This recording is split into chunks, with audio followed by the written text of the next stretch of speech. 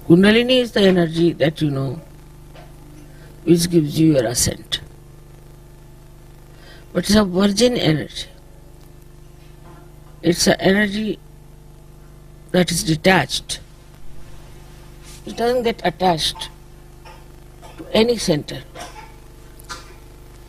to any function. Only one function it has to do is to slowly and steadily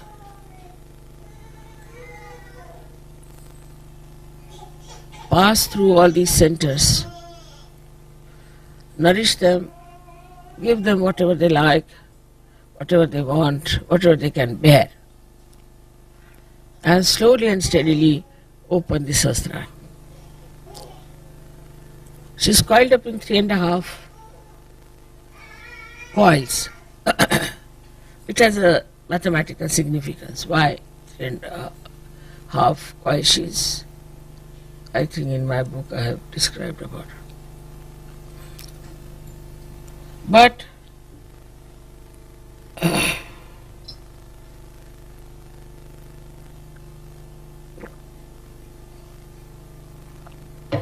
though she is a virgin energy, still she is so wise, so sensible, so loving and so caring that when she rises, she doesn't give any complications to you.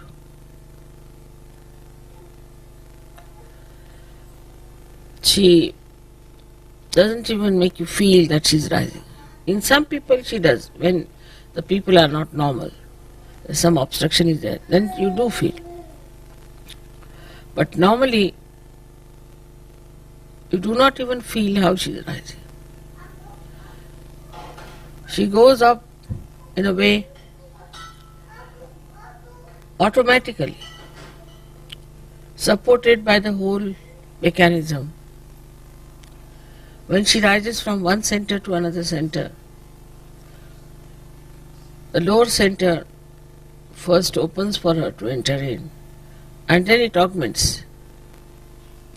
It closes down so that it can keep the Kundalini in its place. Then it goes higher, there again, till it pierces through Sahasrara.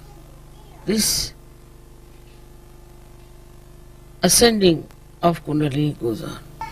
So one has to try to meditate in such a manner that this working of the Kundalini is facilitated.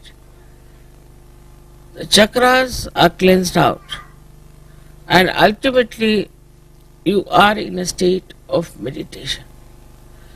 It's not a question of how to go into meditation, but it's the question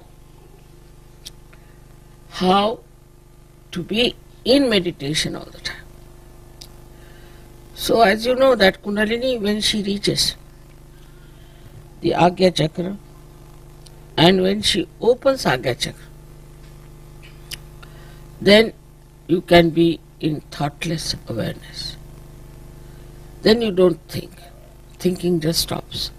You watch everything, just watch.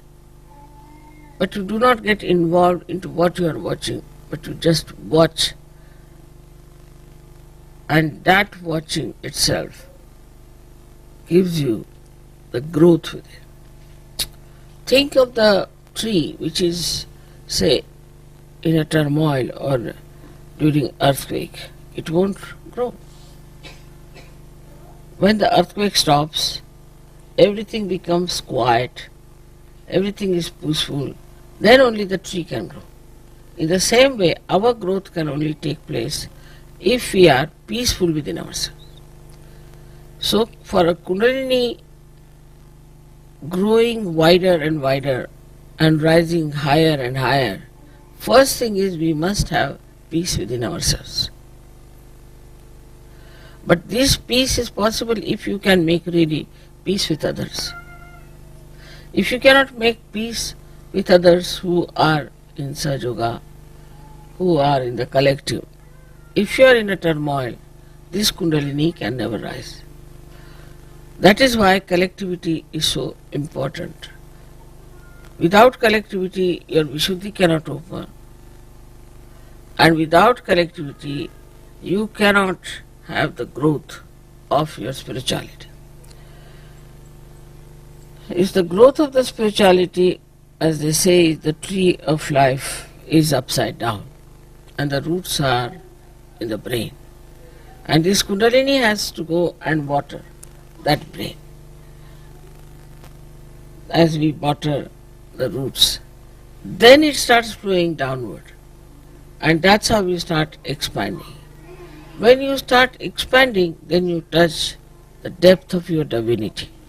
And once you have touched the depth of your divinity, then you start working it out in such a manner that people will know that you are yogis, you are people of higher realm, you have something great.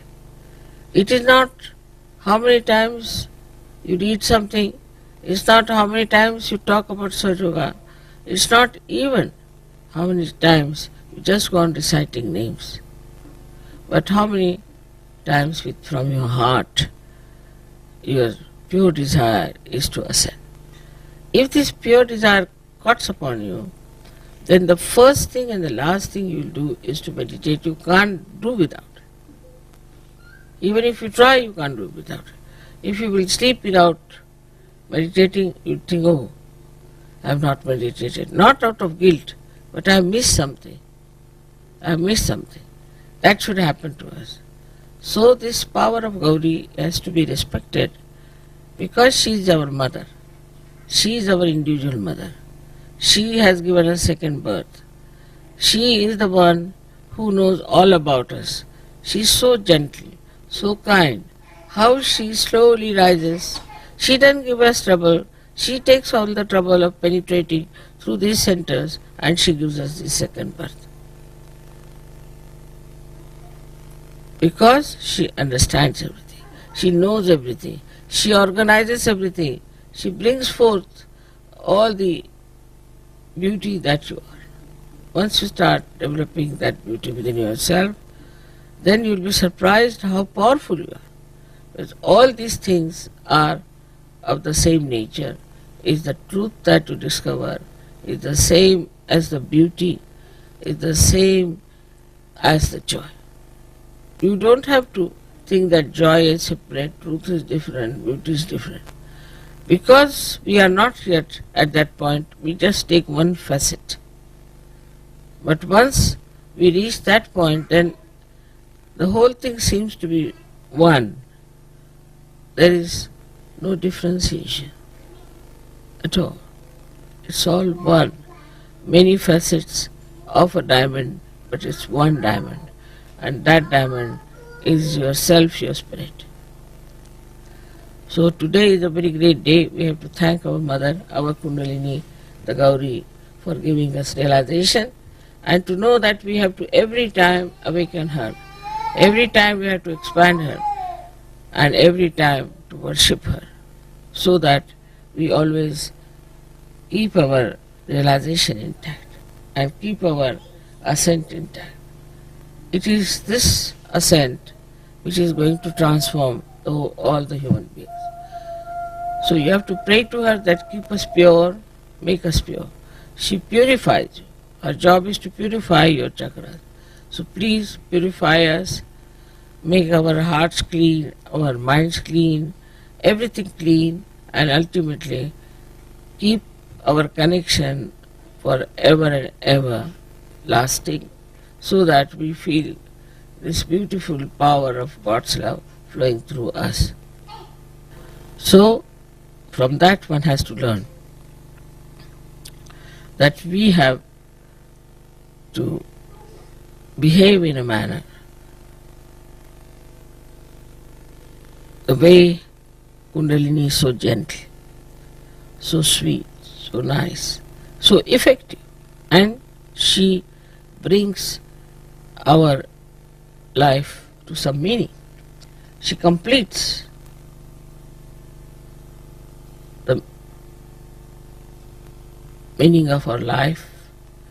She completes our desires, and she takes us to a point where we start seeing the whole thing, the whole universe as one, all human beings as one. She gives us collective consciousness. All this work is done by Kundalini alone.